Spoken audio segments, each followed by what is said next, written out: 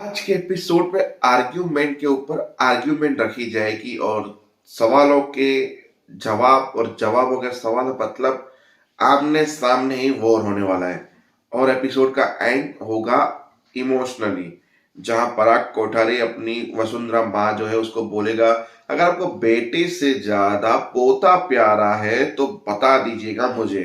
और वो वहां से घर छोड़ के जा ही रहा था और इतने में बा वहां पे गिर गई, बेहोश हो गई और सीधा उसको हॉस्पिटल लेके गए, जहां अनुपमा, राही और प्रेम पहुंचे। जहां प्रेम और राही को वो बा हाथ जोड़ रही है कि मरने से पहले क्या मैं तुम दोनों की शादी नहीं देख सकती हूँ। पर इन लोगों का तो ऐसा ही मतलब दवा शादी के बाद बोले कि बस मेरे पास थोड़ा ही टाइम बचा है, मुझे बच्चे भी दे दो तुम लोग। मतलब उन लोगों ने डिसीजन बनाया था कि हम अपने पैर पे खड़े होंगे, कुछ करेंगे, उसके बाद शादी करेंगे। पर उनके अरमानों पे बा ने फानी फेर दी और अनुपमा को हाथ जोड़ के रिक्वेस्ट की कि आपकी बातें कभी नहीं टालेंगे। अब अनुपमा इस चीज में इमोशनल होकर राही को बना देगी कोठारीस की बहू। तो भाई साहब मजा तो आएगा जब अनुपमा कोठारीस के नियमों के ऊपर पानी फेरेगी और राही उनके घर में रह के तमाशे करेगी। पर आज के एपिसोड में एक चीज अच्छी हुई, जहां अनुपमा इतना अच्छा लेक्चर दे रही थी तो वहां प्रार्थना को सुन के वो हो रहा था कि मैं क्यों इस रिश्ते में हूं। बस सारा अनुपमा का ये चीज मुझे समझ में नहीं आती। जब किंजल रिश्ता निभा रही होती तब किंजल को जाके बोलती तुम रिश्ता तोड़ दो मेरे बेटे से। और वैसे उसने बा ने भी सही कह दिया, वसुंधरा जी ने, कि तुम जैसी माएं डिवोर्स के लिए बच्चों को फोर्स करती हो, वरना डिवोर्स बहुत बड़ा पाप है। इस बात से मैं थोड़ा सहमत भी हूं, थोड़ा ना सहमत भी हूं। अगर रिश्ता चल रहा हो तो चलाना चाहिए, डिवोर्स नहीं लेना चाहिए। चलो अब आते हैं मुद्दे पे। तो मुद्दा आज यही है, ये लोग कोठारी शाह की कुंडली निकालेंगे कि अनुपमा क्योंकि लेक्चर दे रही थी प्रेम के ऊपर, प्यार के ऊपर, तो बोला आप ना ही दो तो अच्छा है, क्योंकि आपका खुद का प्रेम विवाह नहीं चला, आपके बच्ची का प्रेम विवाह पाखी का नहीं चला, आपके इन लोगों के बच्चों का नहीं चला, तो आप किस हिसाब से प्रेम का ज्ञान दे रही है अनुपमा जी। बोला आपने रिसर्च की होगी तो ये सब कुछ पता चला होगा, पर आपको मैं डिटेल में बता देती हूँ। ये रिश्ता केवल हमेशा लड़की बेचारी या लड़का बेचारा नहीं होता।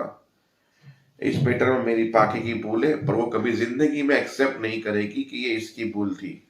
ये रिश्ते में मेरी किंजू कितना सहन करती है सिर्फ मैं ही जानती हूँ।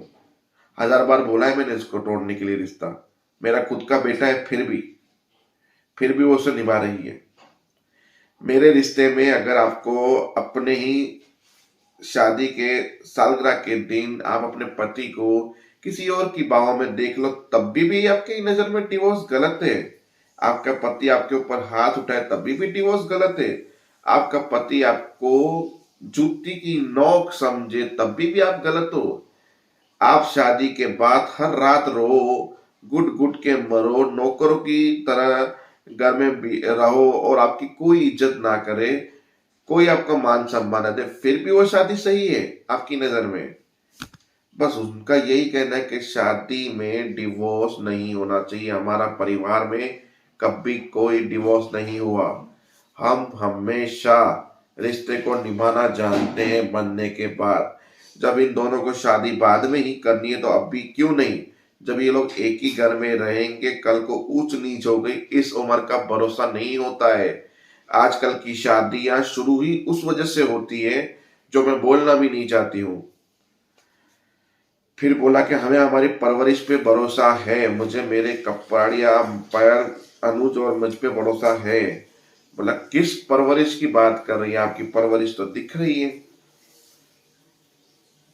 बोला शादी बाद में करो कि अभी करो। उससे पहले तो राही ने सबसे पहले हाथ जोड़ के माफी मांगा, ये वो कि मैं अभी नहीं कर सकती, अपने पैरों पे खड़ा होना चाहती हूँ, कुछ करना चाहती हूँ, कुछ बनना चाहती हूँ, रसोई चलाना चाहती हूँ। बोला जरूरत क्या है, जब बनाया सब कुछ यहाँ पे है तो करो। फिर प्रेम ने बोला मुझे भी अपने पैरों पे खड़ा रहना है, ये करना है, वो करना है। बोला तुझे जरूरत क्या है, जब तेरे बाप के पास इतना बड़ा अंपायर है तो तुझे मेहनत करने की क्या जरूरत है।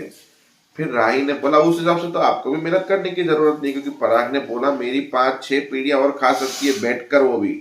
तो बोला जब बैठकर पीढ़ियां खा सकती हो तो आप मेहनत क्यों कर रहे हो? क्योंकि आपको अच्छा लगता है मेहनत करना, बिजनेस को आगे बढ़ाना, अपने पैरों पे खड़े रहना। जब आपकी 5-6 पीढ़ियां फ्री में खा सकती तो आप भी आराम कीजिए, क्यों मेहनत कर रहे हैं? प्रेम ने सपोर्ट किया, हाँ। बोला आपकी प्रॉब्लम क्या? बोला मेरी प्रॉब्लम तू है और तेरा ये एटीट्यूड है। तुम्हें पता नहीं क्यों सास के तलवे चाटने होते हैं हमेशा की तरह। अब कर्चियां ही घुमानी थी डायमंड का हार छोड़ के, तो बता देता तेरे लिए मैं बहुत बड़े बड़े रेस्टोरेंट होटल्स खोल देता।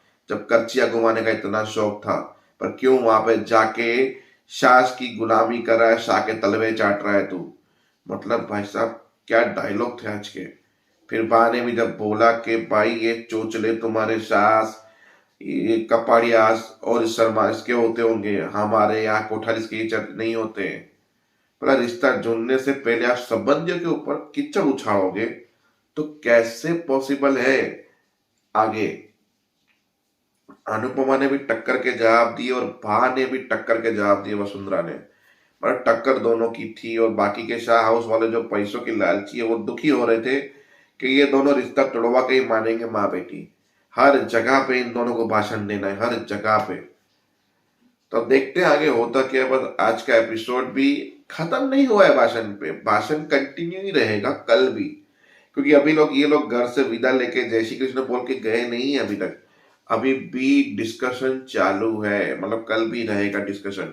तो मिलते हैं कल के एपिसोड में, तब तक के लिए जय हिंद, जय भारत।